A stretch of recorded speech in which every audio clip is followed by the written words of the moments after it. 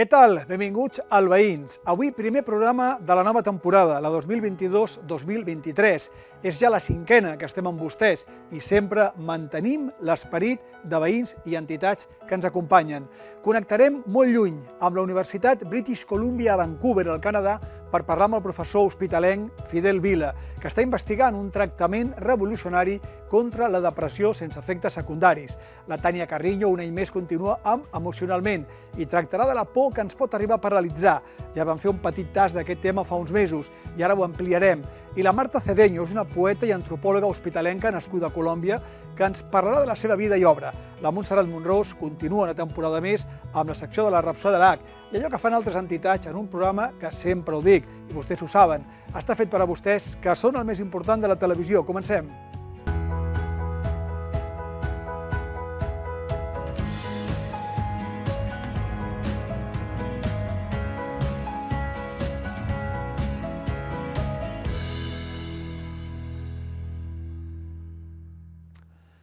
I comencem avui de luxe al Veïns, aquest primer Veïns de la temporada, perquè no és habitual que marxem o que parlem amb una persona que es troba a 9.000 o 10.000 quilòmetres de distància.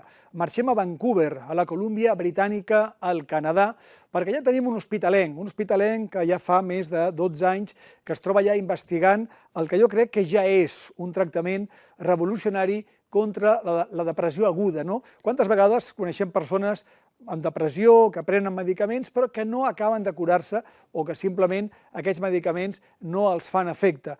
Doncs la EMT, que és l'estimulació magnètica transcraneal repetitiva, està fent miracles. Ara, com dic, anem a la Colúmbia Britànica, és tot un luxe parlar amb el doctor Fidel Vila, és doctor en neurociències i un d'aquests investigadors que estan aplicant aquestes teràpies fantàstiques i que estan tenint èxit a la depressió allà on altres teràpies, altres tractaments, altres medicaments clàssics no tenen solució o no aporten la solució al pacient. Per tant, com dic, mitjançant el Zoom, marxem al Canadà, a Vancouver. Doctor Vila, com estàs, Fidel? No dic bon dia, bona tarda, portem 9 hores de diferència. Com estàs? Molt bé, Pere. En primer lloc, li vull agrair que m'hagi convidat a poder divulgar la recerca que estem fent i per mi és una oportunitat molt significativa perquè, com ha dit, vaig néixer i créixer a l'Hospitalet i em fa molta il·lusió poder parlar amb vostè i amb els televidents sobre el que estem fent. Pues igual, Fidel, igual, professor, com dèiem, i com tenim poc temps, anem directament. Expliqui'ns aquesta revolució, no? Aquesta EMT, què és, com neix i com funciona, i molt bé, per el que sembla, per l'experiència, pel tractament amb les persones que tenen una depressió aguda i que no funcionen altres teràpies. Sí, i potser començaria per clarificar una mica la idea que tenim de depressió i distingir el fet de que sentir-nos tristos és una reacció normal moltes vegades. I com a tractament no estem parlant de tractar quan estem tristos, estem parlant de tractar una malaltia com la depressió que es presenta no només amb tristesa, sinó amb ideació suïcida, problemes per dormir. És una constel·lació de diverses coses que va més enllà d'una reacció normal a algun fet perquè estem tristos. I l'estimulació transcranial magnètica és un tractament que no és farmacològic, no donem medicaments, sinó que fem servir un principi de física que es diu inducció electromagnètica, que sona així una mica màgia negra, una mica especial, però en realitat és algú que tots estem familiaritzats en el dia a dia, perquè avui en dia hi ha alguns telèfons que podem carregar sense cap mena de cable. El que fem és posem el telèfon a una base i sense cap mena de cable el telèfon el podem carregar. O un altre exemple són els raspalls elèctrics, que els posem en una base i aquesta base el que fa és transmetre energia sense cap necessitat de cables. I l'estimulació magnètica transcranial fa servir precisament aquest principi físic i el que fem és, amb una bobina de plàstic que posem en una zona concreta del cap, el que podem fer és, amb molta precisió, estimular zones del cervell de la capa més externa, que es diu l'escorça cerebral, i quan estimulem el cervell amb un patró rítmic concret, el que podem fer és parlar el seu mateix llenguatge, el llenguatge de l'electricitat, de la corrent. I en el cas concret de la depressió, l'àrea del cervell que estimulem és aquí a davant, es diu l'escorça prefrontal, i quan estimulem aquí el que fem és activar circuits en el cervell que tracten aquests símptomes. Això és una mica al principi. És que això demostra, professor, que jo parlant amb vostè fa uns dies, preparant, com no, aquesta xerrada, vostè em comentava, sí, clar, al cervell tenim tants estímuls elèctrics, hi ha tanta activitat elèctrica cerebral, que, clar, en aquest cas, amb aquesta estimulació, doncs, increïblement, la depressió millora molt, però també s'està aplicant a altres malalties greus, importants, que qualsevol persona pot patir al cervell, no? Exactament. La manera com estem conceptualitzant les malalties psiquiàtriques, les malalties neurològiques, està evolucionant cap a un concepte en el que aquestes malalties no depenen d'un lloc concret al cervell que no funciona bé, sinó que són diverses parts del cervell que no funcionen bé. És com si una orquestra no funcionés bé, no és només un instrument, sinó que és el conjunt que no funciona bé.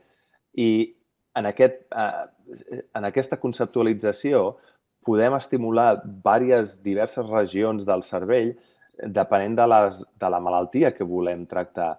Aleshores, malalties com el trastorn bipolar, malalties com l'esquizofrènia, però també malalties neurològiques com l'Alzheimer, la demència. Són malalties que s'estan investigant de forma activa a l'ús de l'estimulació magnètica transcranial. Tot depèn, allà, diguéssim, on apuntem amb l'estimulació, podem apuntar a diferents circuits cerebrals i d'aquesta manera tractar diferents malalties, efectivament. Fidel, podríem dir, per tant, que és un tractament revolucionari perquè diríem que en un percentatge molt elevat de les persones a la qual apliquen vostès aquest tractament, que a més és indolor, la persona s'aixeca, després se'n va, doncs la taxa d'èxit és molt i molt elevada? Efectivament. Si parlem en el context de la depressió, s'estima que al voltant d'un 5-10% de la població al llarg de la vida desenvolupa un trastorn clínic depressiu. D'aquesta proporció de gent, al voltant del 40% són persones a les quals els medicaments que donem en un primer tractament no funcionaran i continuaran patint i tenint símptomes. És en aquest context en el que l'estimulació transcranial magnètica té una taxa d'efectivitat, de que funciona i tracta aquests símptomes, una mica superior al 50%. Per posar aquesta dada en context, si provem una tercera medicació, la taxa de resposta és d'un 15%, de manera que l'estimulació transcranial magnètica amb més d'un 50% de resposta és un tractament molt superior que s'està establint a molts llocs del món, a Nord-Amèrica, a Europa, i que espero que la gent de l'Hospitalet i a Catalunya puguin accedir també a aquest tractament. Sí, perquè aquí a Espanya, a Catalunya, a l'Hospitalet, encara no ho tenim, aquest tractament? Em fa l'efecte que no, que tinc la impressió de que hi ha algunes clíniques, però no és un tractament que estigui disponible al sistema públic de salut. I ara aquí entraríem a parlar una mica de la dificultat o de l'últim pas. Una vegada es fa recerca, l'últim pas és implementar la recerca i fer que els tractaments, les innovacions, arribin a la gent i que se'n pugui beneficiar. Crec que ara s'està en aquesta fase. La recerca ja s'ha fet, la investigació demostra que aquest tractament funciona, que té pocs efectes secundaris. Per cert, d'això no hem parlat i és important que la gent... Hi ha efectes secundaris com són lleugers, m'està dient. Sí, efectivament. És important dir que qualsevol tractament sempre està associat a alguns efectes Correcte. secundaris. I l'estimulació transcranial magnètica no és diferent. Les persones poden notar l'estimulació a la zona de la pell on s'està estimulant pot estar associat amb una mica de dolor, però la majoria de la gent, més del 95%, ho tolera perfectament. Pot haver una mica de mal de cap després de l'estimulació, però comparat amb molts medicaments que es donen per la depressió, l'estimulació magnètica transcranial no té efectes secundaris sexuals, no té efectes secundaris com incrementar el pes, o sigui que és molt ben tolerada i té un perfil d'efectes secundaris molt diferent de les medicacions. O sigui que és important saber que també és un tractament molt ben tolerat i que funciona i que és eficaç. I això, Fidel, en poques sessions, és molt ràpida aquesta cura, es necessita molt temps, com va això? Parlem una mica de la logística, de com es fa el tractament, perquè, de nou, és molt diferent comparat amb les medicacions. El tractament s'ha de donar cada dia durant 30 dies seguits. Normalment a la clínica això el que fem és de dilluns a divendres la persona ve a la clínica i se li dona el tractament. L'estimulació per se és molt ràpida. La visita, de fet, són literalment 10-15 minuts. No hi ha més. No es necessita cap tipus d'anestèsia, cap tipus de preparació. La persona arriba, es prepara per donar-li l'estimulació i després, com no hi ha pràcticament molts efectes secundaris, la persona pot continuar amb el seu dia a dia. Si encara són capaços de treballar o estan a l'escola, poden continuar amb el seu ritme habitual. De manera que això suposa una paradeta durant el dia, però la gent pot continuar. És un tractament cada dia durant 30 dies. I també moltes persones que es mediquen durant anys i anys i anys contra la depressió. Lògicament, això al sistema públic li suposa una despesa important. Aquest tractament, aquesta estimulació, si fem un conjunt de persones que al final es curen, és més econòmica que anys de tractament en càpsules, per exemple, o en pastilles per a la depressió? Aquesta és una part de la recerca que també hem fet. Hem estudiat l'impacte econòmic del tractament i en el context de la depressió que no respon a medicaments i en el qual donar un tercer i un quart medicament és molt inefectiu, aquest tractament també és el que li diem és eficient des del punt de vista dels costos econòmics, perquè tens gent que respon al tractament amb una taxa molt alta que si els haguessis de tractar amb medicaments de forma repetida serien medicaments que no funcionen, que és una despesa, i la persona encara està patint perquè el medicament no funciona. De manera que en aquest context és molt cost efectiu. És un tractament que estalvia diners, de fet, al sistema públic de salut. O sigui que aquesta part també hem fet recerca perquè és molt important també aquesta consideració al nivell del sistema públic de salut, demostrar que la gent es trobi millor surt molt bé de preu. Sí. I ja per acabar, doctor Fidel Vila, no sé, ara faré una broma, les farmacèutiques, no sé si estaran massa contents amb vostès, Crec que sí. Crec que al final tothom està satisfet de que la gent es trobi millor. Natural. Aquest és l'objectiu. Exacte. I els tractaments farmacològics funcionen per molta gent i està bé que tinguem varietat d'eines per poder tractar malalties que afecten de forma molt seriosa a les persones i a les seves famílies. I en 30 segons, ara sí, doctor, el tindrem de tornar d'algun dia a l'Hospitalet a continuar aquí les investigacions o s'està molt bé allà a Vancouver, a la Colúmbia Britànica, a la universitat, també al centre on vostè investiga? Com ho tenim, això? Jo encantat de col·laborar amb qui sigui a Hospitalet, a Barcelona, i de poder compartir el que fem i poder ensenyar i qualsevol cosa. Encantat de tornar en qualsevol moment per col·laborar amb qui sigui. Doncs tant de bo que el doctor Fidel Vila pugui tornar aquí, encara que jo ho entenc, Canadà és un país avançadíssim, hi ha els mitjans escaients per poder continuar amb aquesta, ja ho veuen vostès, revolucionària investigació. És un tractament que pot deixar de banda, tant de bo, les píndoles que no sempre fan efecte i, en canvi, en un percentatge molt elevat, aquesta estimulació magnètica transcranial sí que fa efecte. Doncs, doctor Fidel Vila, una abraçada, gràcies, enhorabona, felicitacions i fins una altra aquí al Veïns. Gràcies per tot, que vagi molt bé. Moltes gràcies. Doncs gràcies, doctor. I ara al Veïns aquí continuem, com sempre, la nostra Rapsó de l'H, des del primer programa, no falla mai, la poesia de la Montserrat Monrols al Veïns, Televisió de l'Hospitalet.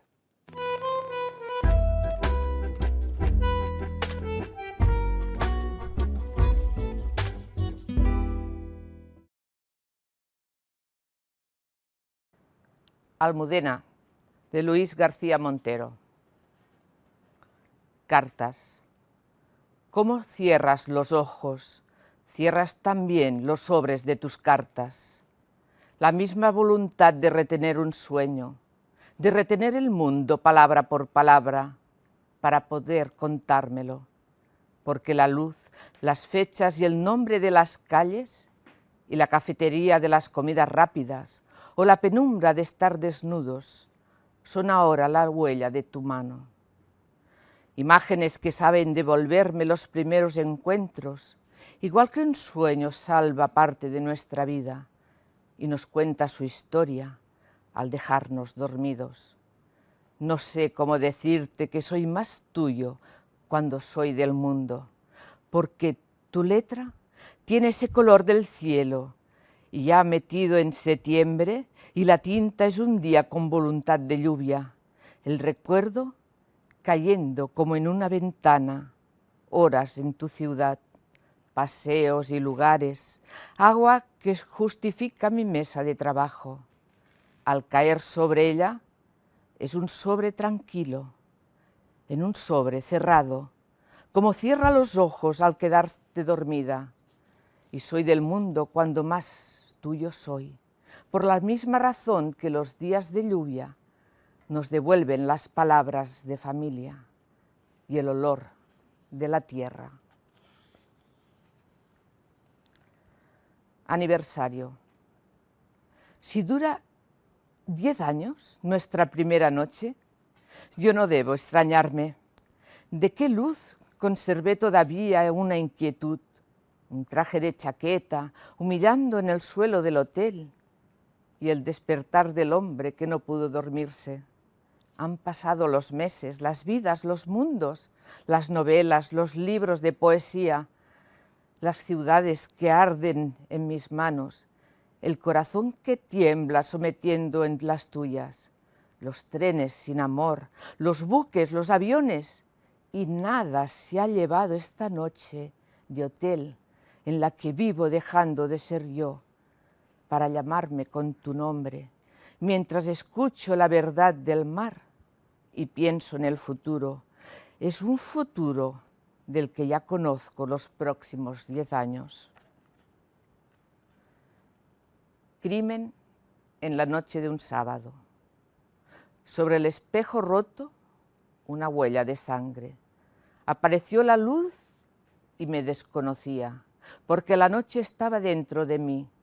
Yo era la sombra de una sombra, la sombra que así tuve miedo de lo que puede hacerse al lado de una sombra. He roto tantas cosas en mi vida.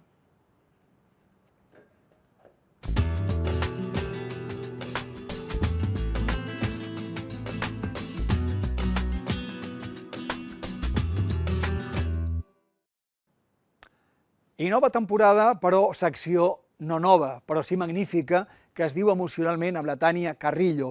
Ja saben vostès que ja és la tercera temporada que ella és aquí. Cada primer dimarts, cada primer programa o cada primer Veïns de mes, ella ve aquí i ens parla d'emocions, de sentiments, en definitiva d'aquelles coses que ens afecten sí o sí en el nostre dia a dia, que moltes vegades no ens donem ni compte que ens passen aquestes coses, però ve aquí la Tània Carrillo i ens il·lumina, i ens fa pensar, no? I moltes vegades diem, doncs, té raó, o no, estem d'acord amb ella, o no, que passa també moltes vegades, però en definitiva, sempre de la forma magnífica que ella ho explica, aquests sentiments, aquestes emocions, i avui d'aquella por que ens paralitza. És un tema que ja vam tractar una mica una vegada, ho vam també parlar una mica d'una forma tangencial, però a tots vostès, suposo que a més d'una vegada, o a tots i moltes vegades, ha passat aquella por, aquella notícia, aquella sensació de buit de dir, ai, que és bo, perquè si no tinguéssim aquesta sensació de por, si no tinguéssim aquesta alerta, doncs igual cauríem per una finestra, no? O cauríem per un barranc. Per tant, la por i els seus matisos, que són molts, avui emocionalment amb la Tània Carrillo. Tània, què tal? Benvinguda. Un plaer tenir-te. Passaremos al castellano ara, Com estàs? El plaer és meu. Doncs Vaya presentació, moltes gràcies. T'ha agradat? Molt. Ho veus, i a més tu estàs contenta de venir perquè m'ho dius. Ella sempre diu que està molt feliç de venir aquí cada mes al programa, nosaltres també. Per tant, doncs, tots contents. I ara passem al castellà, perquè també, si vostès són seguidors habituals ja ho saben, i si no, ho expliquem. Ella té molts seguidors a Espanya i també a Sud-amèrica. Per tant, sempre fem aquesta conversa en castellà. El miedo que nos paraliza. Incluso es bueno que nos paralice a veces, ¿no? ¿Cuánto cogemos de ese miedo real y del imaginario, ¿no? ¿Qué porcentaje? Ya empezamos con los porcentajes. Perdón, empieza ya a matizar lo que es el miedo real y el miedo Total, imaginario. Vamos a ello. ¿Cuánto de real tiene nuestro miedo? ¿De dónde viene el miedo? ¿De dónde procede el miedo? El miedo procede, para empezar, todo miedo. Si vamos a la raíz, vamos descodificando el miedo, llegamos a un miedo raíz, a un miedo vehicular, que es el miedo a morir.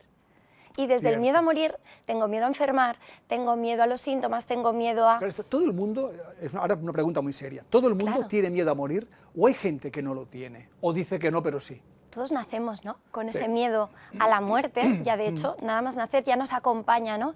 Esa herida de abandono y ese qué sucederá y ese miedo a la muerte. Todo depende después de cuánto se trabaje una persona, ¿no? Te puedes trabajar ese miedo, puedes como todo mejorar, como todo intentar autoconocerte, aceptar e integrar. Pero todos vivimos con miedo. A todos nos ataca el miedo desde nuestras creencias limitantes. Entonces, ¿cuánta realidad le damos a este miedo? ¿Y qué hace el miedo en nuestro cuerpo? Porque a todos nos paraliza el miedo. Sí. Entonces, ¿estás dispuesto a avanzar y hacer las cosas pese a tu miedo? ¿O el miedo de verdad te está condicionando hasta el punto de dirigir cada una de tus decisiones? ¿Nos paralizan situaciones extremas o no hace falta que sean extremas? No hace falta que sean extremas, porque fíjate, que viniendo de tus creencias, si tú tienes la creencia de no soy capaz, el miedo va a ir contigo, va a ir impregnado en todas tus 60 trillones de células, esa creencia de no soy capaz desde el miedo. Sí. Y desde ese miedo vas a estar dirigiendo cada uno de tus comportamientos.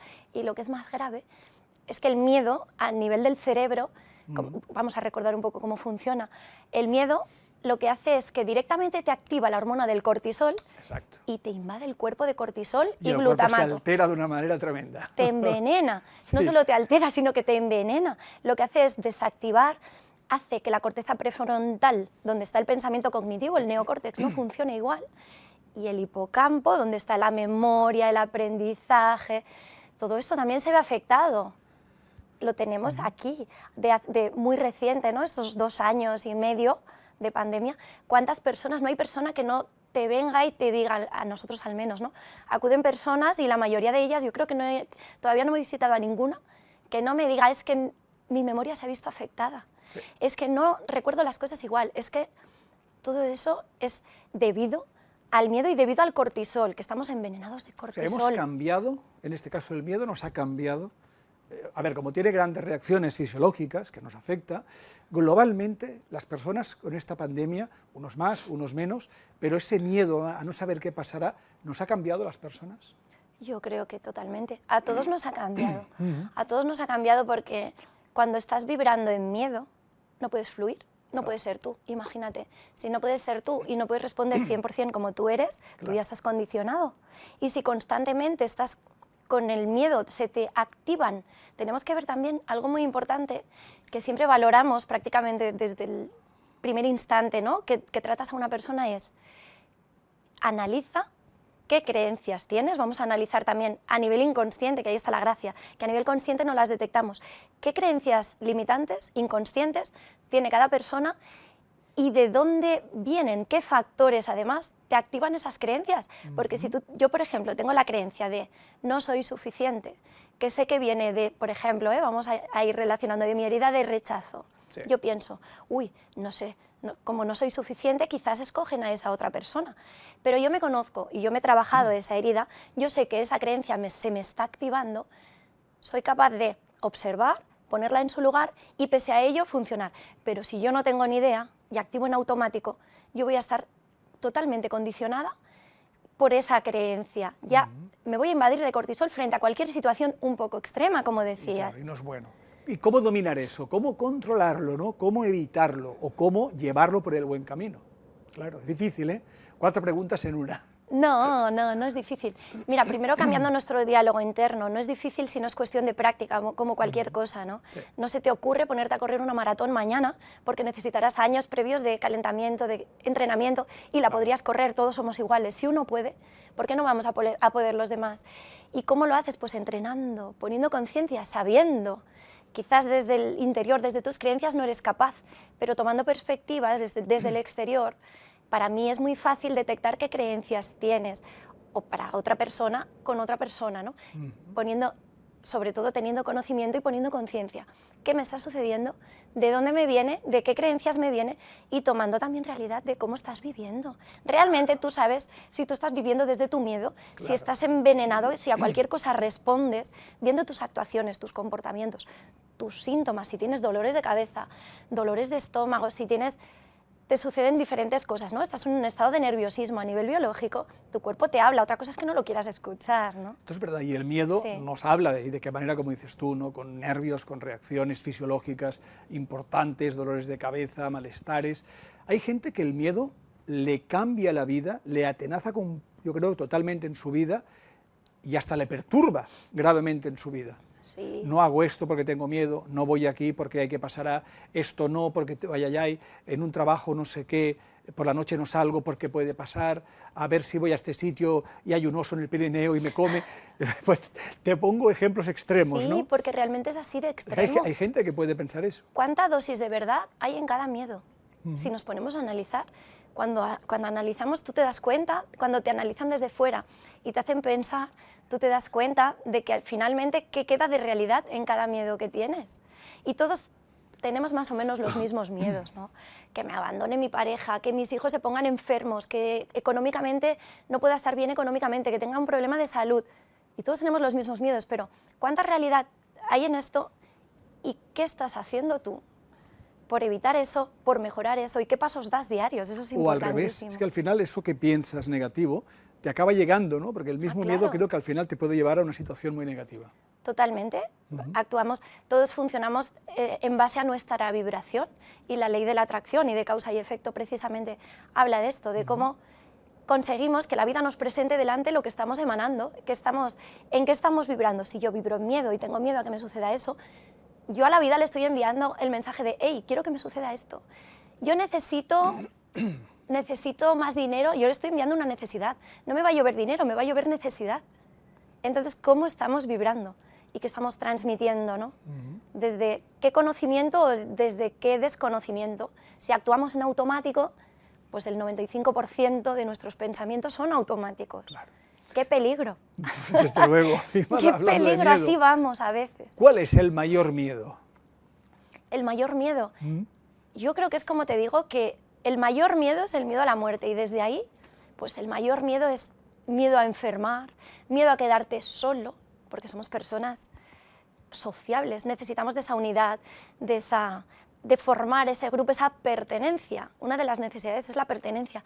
Miedo a estar solo, miedo al vacío, miedo a encontrarme conmigo mismo y miedo a la muerte.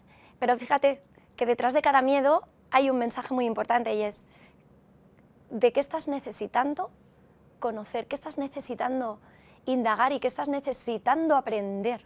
Si tienes miedo a la muerte, enfréntate con ello, analiza cuánto de real es ese miedo y qué sucederá, ¿no? Y si tienes miedo a encontrarte contigo mismo, pues desde ahí vas manipulando todas las relaciones. Así nos va. Es lo primero que debemos quizás aprender. Sin miedo seríamos unos locos, como yo te decía al principio. No tengo miedo a un tren que pasa, yo voy por la vía, no tengo un miedo a ir por una cornisa, no tengo miedo a ir a 200 por una carretera. Claro, seríamos unos locos y acabaríamos muy mal, sin miedo. Sí, pero tú crees... Además, aparte que sea fisiológico, que nuestro cuerpo nos alerte, socialmente también el miedo, si no lo tuviéramos, sería tremendo, sí. Pero por lo negativo. También tiene esa vertiente, pero fíjate que cuánta dosis tenemos de ese miedo, ¿no? Y de manera natural, humana y animal, eso ya nos acompaña, tú ya reaccionas, tú ya tienes ese instinto y tú ya... Entonces vamos a poner de verdad realidad y a sincerarte contigo mismo. Sí, el miedo me acompaña y gracias al miedo también, lo hablábamos en el programa aquel anterior, gracias al miedo a no sobrevivir, al miedo a no ser suficiente, al miedo a todo eso, me impulsa para crecer, para formarme, para trabajar, porque si no, ¿dónde estaríamos, no?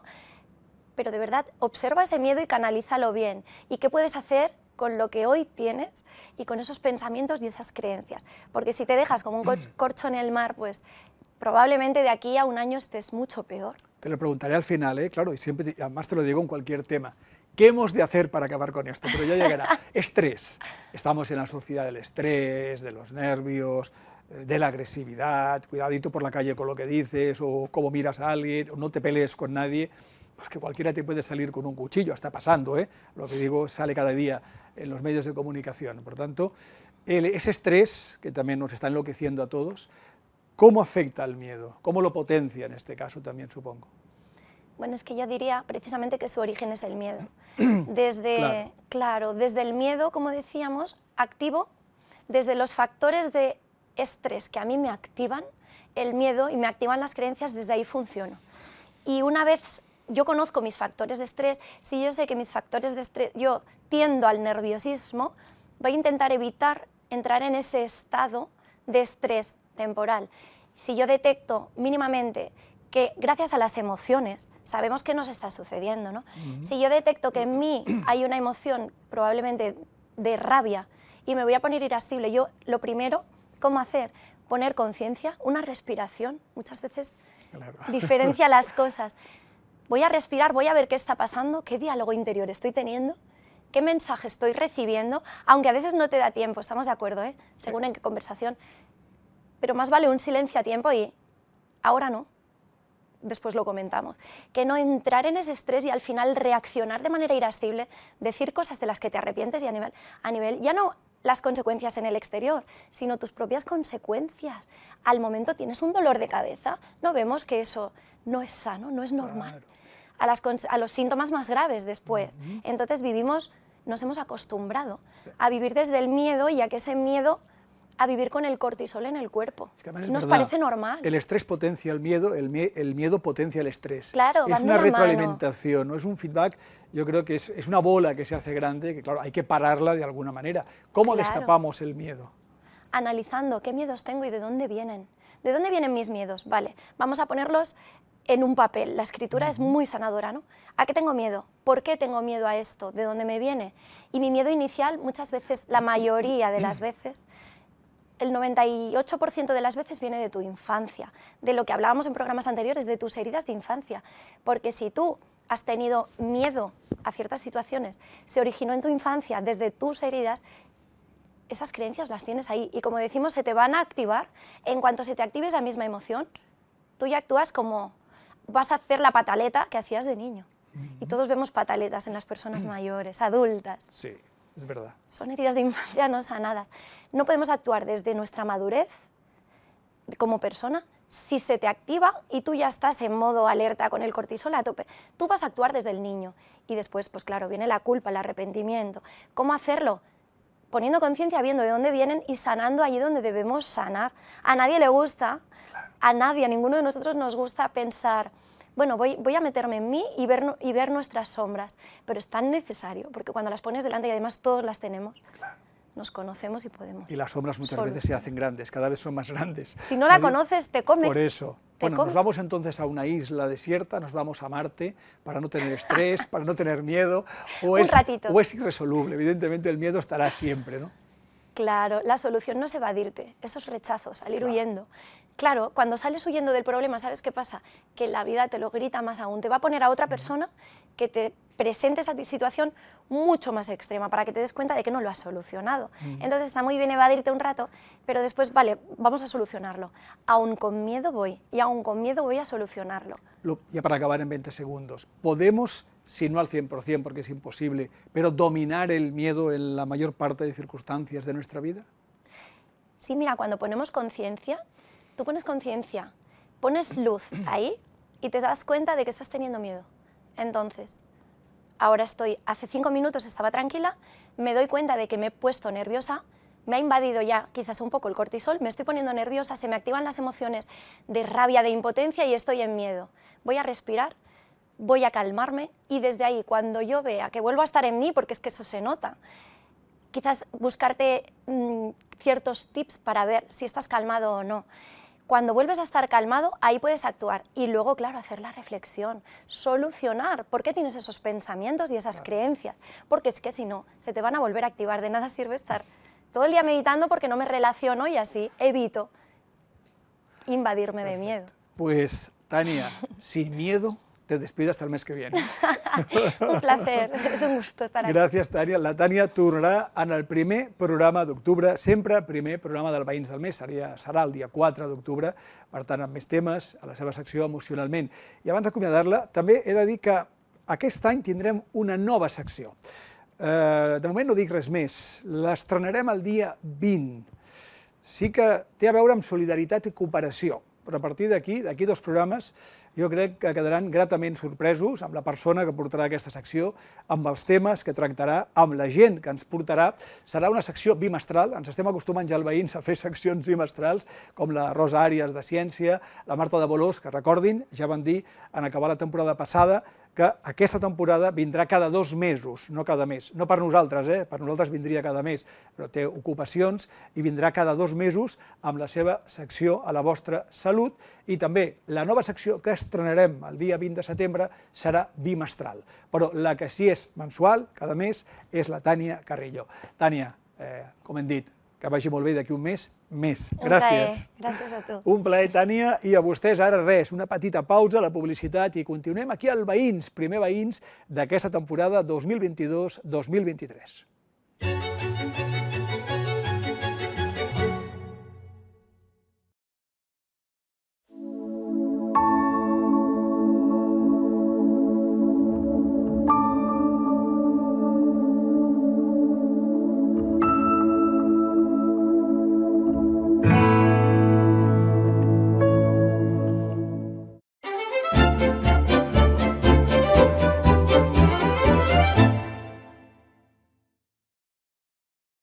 I a la part final del Veïns volem parlar amb una veïna que és poeta, que és antropòloga, que fa molts anys que està a l'Hospitalet, absolutament integrada a aquesta ciutat, a la societat de l'Hospitalet, que estima l'Hospitalet i que es diu Marta Cecilia Cedeño.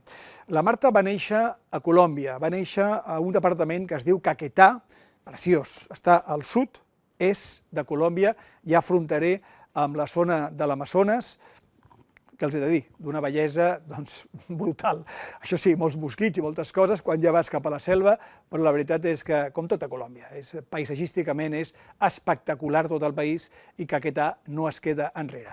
I ara parlarem perquè aquesta senyora que va néixer a un poble de Caquetá, doncs com dic, com ve a l'Hospitalet, quina és la seva trajectòria, i la veritat és que ella és amiga de l'Ambrosio Gallego, que si vostès són seguidors habituals d'aquest programa, el vam tenir el mes de juny-juliol, si no recordo, juliol va ser, també poeta d'aquesta ciutat, i em va dir, tienes que hablar con la Marta. I jo li vaig dir, evidentement que sí, perquè a més ja la coneixíem i sabíem les coses que fa la Marta Cedeño al centre d'estudis, per exemple, que fa, com dic, aquí a l'Hospitalet. Per tant, poeta, antropòloga, colombiana, integrada a l'Hospitalet i moltes més coses que tinc el gust de conèixer i vull conèixer. Marta, ¿cómo estás? Bienvenida. Pues muchas gracias por la invitación. ¿He dicho alguna mentira? ¿A que no? No, todo muy bien, has hablado estupendamente, se ve que tú conoces el país, que conoces Colombia. Lo conozco. Y eso me alegra muchísimo. He estado unas cuantas veces y la verdad es que paisajísticamente yo creo que es... Es espectacular. Yo creo que, sí. Y no exageramos, tenéis el país, yo creo, más bonito del mundo. En cuanto a paisaje, en cuanto a flora, en cuanto a fauna, en cuanto a climas, en cuanto a paisajes, hasta tenéis 2 océanos, tenéis el Caribe, claro, tú te vas a Cartagena de Indias y te vas a Pasto y parecen dos mundos diferentes, Ya, ¿no? Lo que ya. es Caribe o Pasto, que està als Andes a 2.000 metres d'alçada, ¿no? Sí. O a la frontera con Ecuador en Sí, Ipiales, sí. que es una joya. La verdad que es un lujo. Lástima, lo que viene la parte mala, Ya, bueno. lástima de tantas cosas De negativas tantos años, sí, que sí, durante sí. que está ahí enquistado, Ah. la corrupción, Bueno, los a ver, problemas sí. sociales, las desigualdades, las injusticias, Sí, el sí. sicariato, los asesinatos, y dejémoslo aquí. Ojalá algún día, si acabáis con eso, el paraíso seréis vosotros. Lo tengo muy claro. Pero bueno, cuéntame un poquito de Caquetá. ¿En qué pueblo naciste? Bueno, en un pueblo que casi no consta en el mapa. Mejor, Vamos, en la mejor. selva. Nací en la selva y de milagro, ¿eh? Yo Bueno. siempre le digo a mi madre, oye, mamá, he nacido de milagro, porque claro, mamá era muy joven y Sí. quedé embarazada ahí en la selva, no había médico, no había nada. Y nada, cuando nací yo, bueno, por suerte nací bien. Sí. Entonces ha sido un poco como mi tránsito de la selva, ¿no? De la selva a la civilización, dentro de comillas, Exacto. ¿no? Ha sido eso, Sí, mi porque vida. mantiene el Caquetá y la zona tuya mantiene esa belleza de lo salvaje. Supongo que habrá sitios que el agua potable escasee, internet como en el Putumayo, que aún hay internet en muchas zonas. Bueno, pero también después, claro, fuiste a la civilización. Explícanos este paso cuando dejaste ya tu pueblo, ¿a dónde fuiste a parar? Bueno, yo tenía 10 años, mi padre le ha encantado siempre salir de la zona de confort, ha viajado todo el tiempo, ha cambiado de lugar, con lo cual pues fuimos a otra ciudad, fuimos a Neiva y bueno, Allá y a partir en de el ahí, Huila. en el Huila, y a partir de allí pues en Neiva viví 15 años, 18 años, mejor dicho, donde más he vivido ha sido aquí, ha sido en Hospitalet. Ahí está. O sea, ¿a qué edad Sí, te sí. viniste aquí a Hospitalet? Bueno, estaba en los 30. Ostras, o sea que, pero primero, ¿habías dejado Colombia antes de venir aquí a España, Hospitalet? ¿O no? ¿O ya de Colombia hiciste el salto aquí? Sí. Bueno, había estado en Cuba porque estudié en Cuba, pero en Cuba viví intermitentemente durante 2 años. Sí. Y bueno, luego aquí, sí vine a hacer un doctorado en antropología con Manuel Delgado y bueno, por 2 años ya llevo más de 20, con lo cual... Estas cosas ya pasan, ¿eh? Sí, siempre salgo también de la zona de confort, me gusta explorar, no le temo a los cambios y bueno, me gusta este tipo de cosas. ¿Dónde estudiaste la carrera de antropología? ¿En Colombia? La estudié en Colombia, hice filología, luego hice un máster en Cuba y luego aquí hice el doctorado en antropología social y cultural. Sí. Vale, y llegas aquí. Llego aquí, bueno, llegamos aquí. ¿Cómo ves Hospitalet?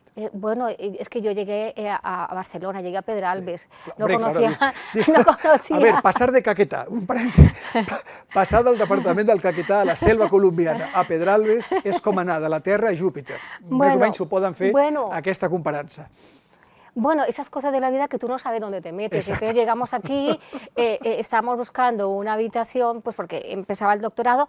En ese entonces la Facultad de Geografía e Historia quedaba aquí en la zona universitaria, Sí, entonces sí. quedaba allí. Estabas cerquita, además. Estaba muy cerca, entonces yo quería algo muy cerca y claro, yo, no, que hay una habitación, un piso que se comparten 4 o 5 estudiantes y tal, en Pedralbes. Y dije, vale, pues muy bien. Sí que me asombraba que todo era muy bonito, muy limpio y vamos, que un lujazo y tú dices, bueno, Sí, claro. yo dije, bueno, Barcelona está muy bien, la gente vive aquí muy bien.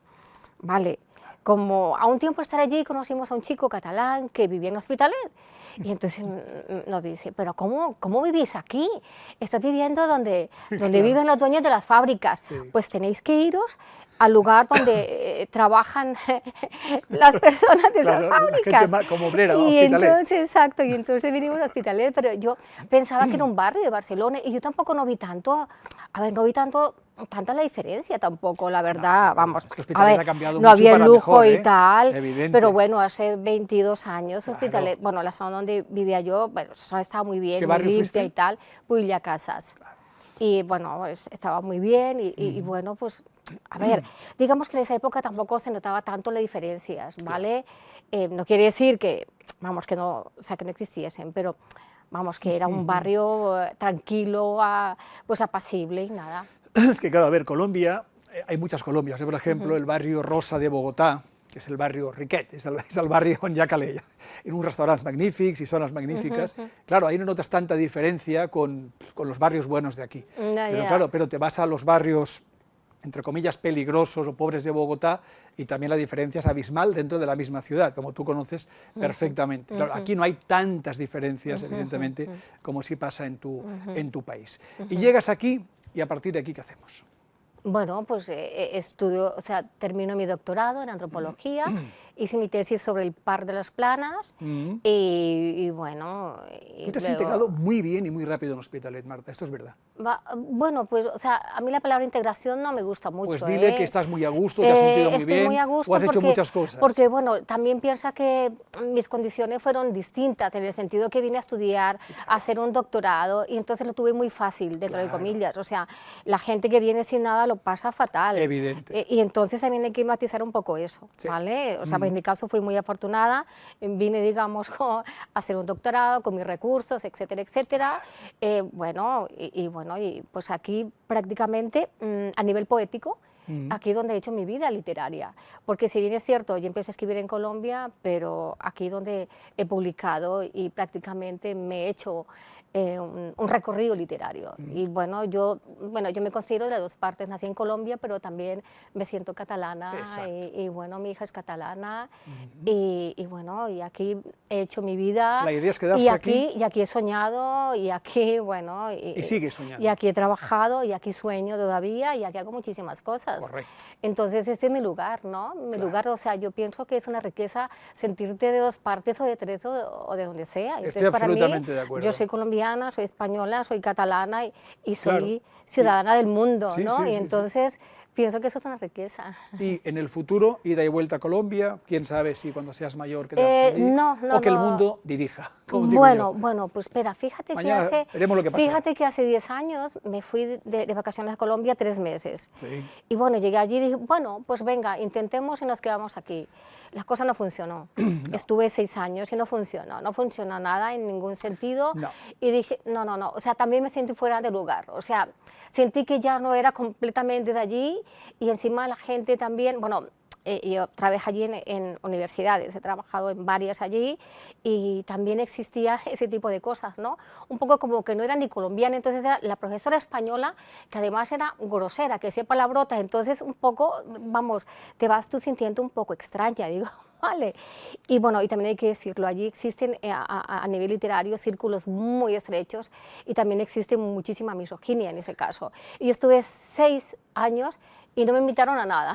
Estoy de acuerdo. Bueno, no sentí que hiciera parte allí a nivel Sí. literario de nada. Esto que tú y nada, dices- y aquí tengo mi lugar, aquí tengo mi espacio. Sí, esto que dices tú también otras personas me lo han dicho. A ver, personas sobre todo con inquietudes, con una cultura, con un nivel, que cuando van allí, claro, notan la diferencia, en este caso aquí, claro, aquí hay más cosas, más margen, más nivel cultural en cuanto a opciones, ¿no? En cuanto a posibilidades, y es verdad que después allí, pues bueno, es tu tierra, es tu país al que quieres, pero mucha gente dice, no, prefiero estar aquí por lo que estamos hablando ahora mismo, ¿no?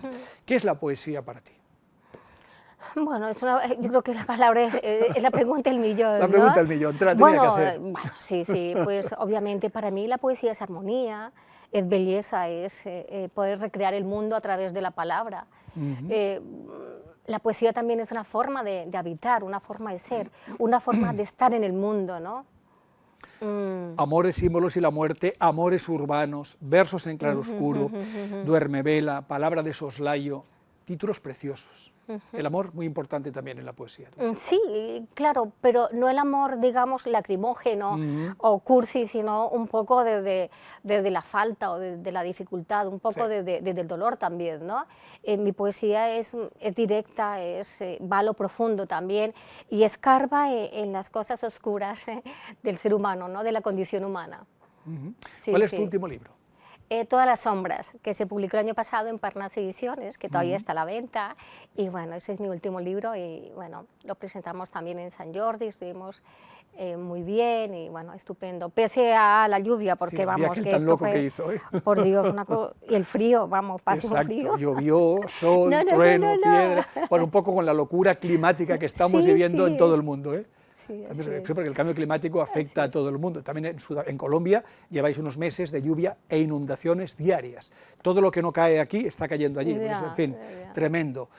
La poesía me la has definido muy bien, pero tú estás en círculos también poéticos, has Sí. participado en Sí, aquello, sí, en sí. concursos, vamos a decirlo así. O sea, la poesía para ti, ¿te gustaría que fuera una parte fundamental de tu vida en cuanto a profesión? Que igual lo es, ¿eh? No lo sé. O sea, poderte ganarte tú la vida solo con la poesía.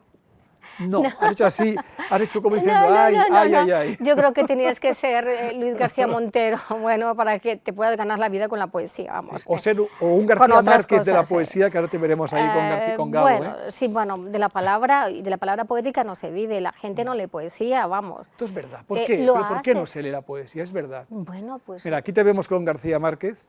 Esta foto tiene sus añitos. ¿Dónde era esto? Bueno, sus años, esta foto, este fue en el aeropuerto El Dorado, eso fue en Bogotá. En Bogotá, el aeropuerto El Dorado. Fui en el, o sea, eso fue en el 98. Fue en el 98, sí. O sea, cuando te viniste, prácticamente. Sí, unos meses antes, sí. Él iba para el aeropuerto, bueno, iba para México, quiero decir, Sí. y yo iba para San Andrés, sí. Por cierto, aclaremos que San Andrés és un sitio precioso, és una isla, és una sí. illa que pertany a Colòmbia, que està al Carib, al costat de Providència, dos joies també. Si van per allà, vagin a Sant Andrés, petit, són molt petitetes, però vagin a Sant Andrés i Providència, si us agrada el mar y us agrada el sol y la calor, allá, está clarito. Lo que decimos, fíjate en que se parece lo que antes decíamos, el sur de Colombia con San Andrés y Providencia, en nada. La antropología, tu otra pasión. A mí me encanta la antropología, ¿no? Es esta ciencia holística que coge de aquí, que coge de allí, que lo engloba todo. Yo creo que el antropólogo es un sabio, de todo sabe. Bueno, ¿Estás de acuerdo o no? Bueno, si no, dímelo, aquí estamos para discutir. Pues saber de todo no, pero o sea, sí que nos ocupamos pero por cubre muchos lo que tiene que ver aspectos. con la cultura, que tiene que ver con las Correcto. relaciones sociales, que tiene que ver cómo nos movemos en los contextos, ¿no? Es importante porque es conocer al ser humano, ¿no? En sus prácticas y en lo que hace día a día, ¿no?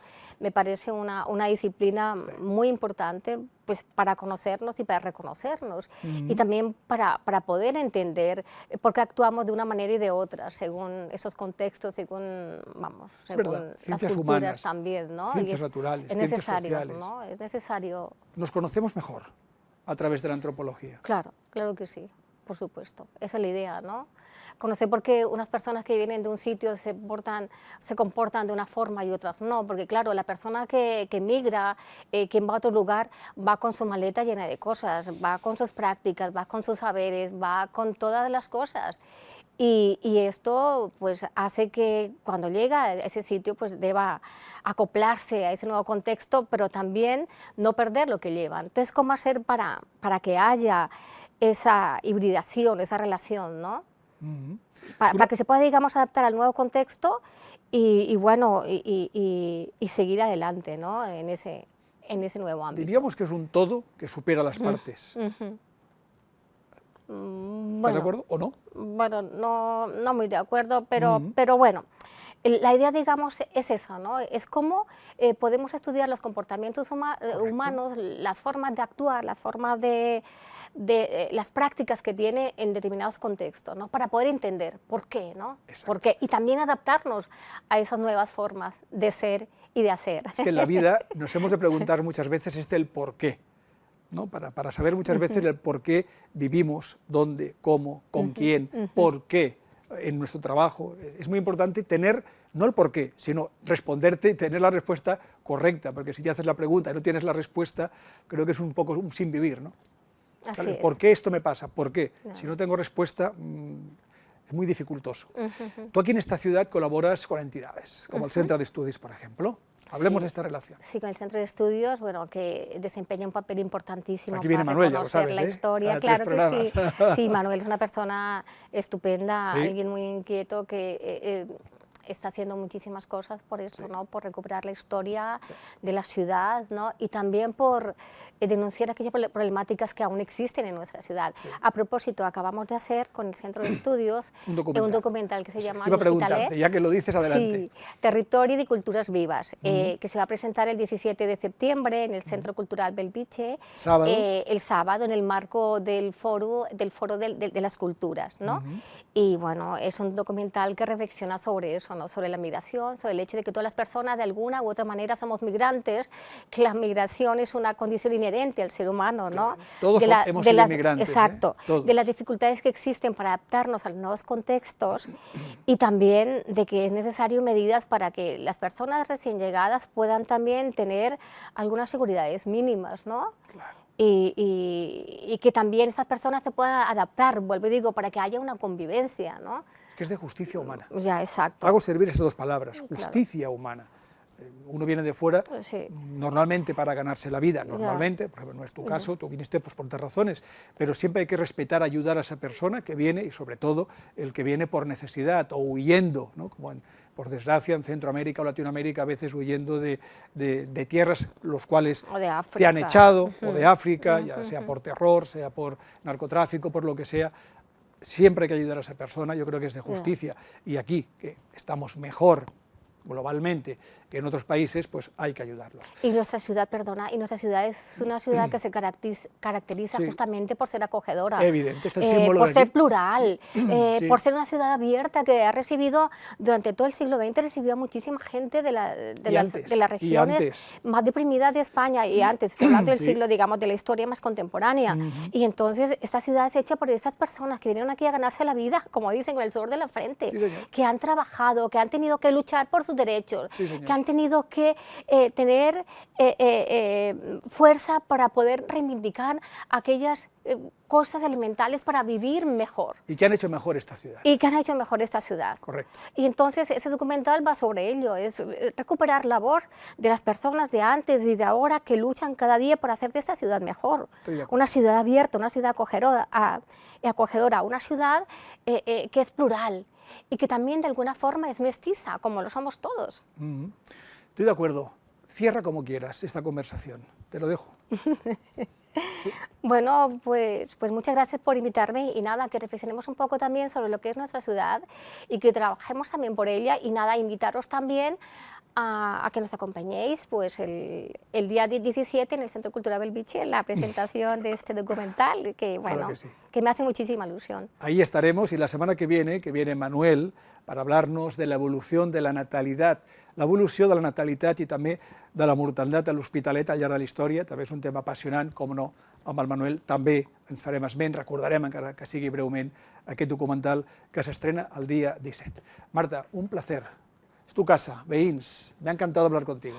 A mí también. Porque Muchas hablas, gracias. lógicamente, una persona que sabe, que domina, inteligente y que se expresa muy bien y además con sentimiento, que es lo que a mí me gusta siempre en este programa. Cuando quieras, vuelves. ¿De acuerdo? Muchas gracias. Un placer, Marta.